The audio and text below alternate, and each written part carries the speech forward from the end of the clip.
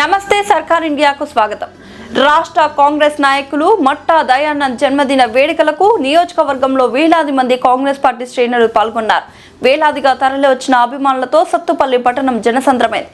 ఈ సందర్భంగా మట్టా దయానంద్ మాట్లాడుతూ, ఏనాటి పుణ్యమో ఇంతమంది ప్రజల ప్రేమానురాగాలు పొందడం మా కుటుంబం అదృష్టం అంటూ భావోద్వేగానికి గురయ్యారు.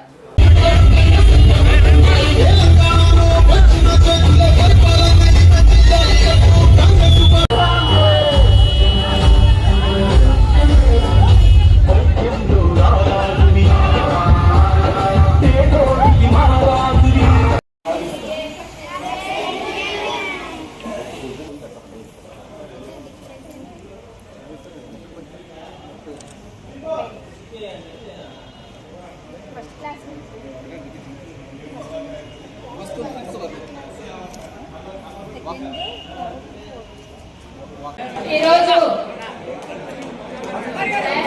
బర్త్డే సందర్భంగా ఇక్కడికి ఆశీర్వదించడానికి విచ్చేసిన మట్టా కుటుంబ సభ్యులందరికీ, అలాగే కాంగ్రెస్ నాయకులకు, అభిమానులకు, కార్యకర్తలు అందరికీ కూడా పేరు పేరున శిరస్సు వచ్చి నమస్కారాలు తెలియజేసుకుంటూ, ఇంత గ్రాండ్ గా ఈ ప్రోగ్రామ్ సక్సెస్ చేసినందుకు మీ అందరికీ కూడా హృదయపూర్వకంగా ధన్యవాదాలు.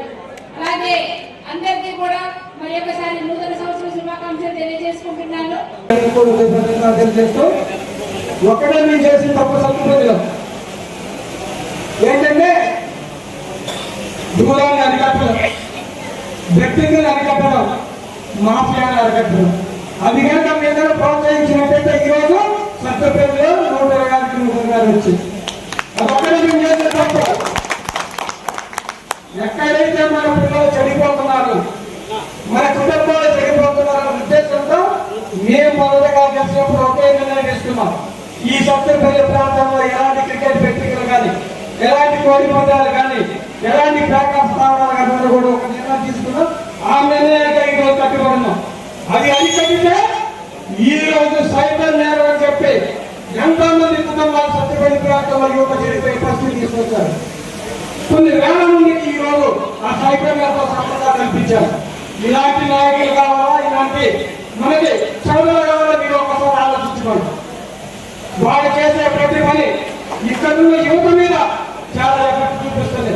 అమాయకమైన విద్యార్థులు కానీ, యువత కానీ ఒక్కొక్క అకౌంట్ 10-15 రోజులు చెప్పిన కొట్టం, అందుకు లక్షల రూపాయలు సైతం కాదు దాంట్లో వేసి ఈ రోజుకి చుట్టుపక్కల ప్రాంతంలో దాదాపు 1500 అకౌంట్లు పిల్లల ఖాతాలో ఉన్నాయి.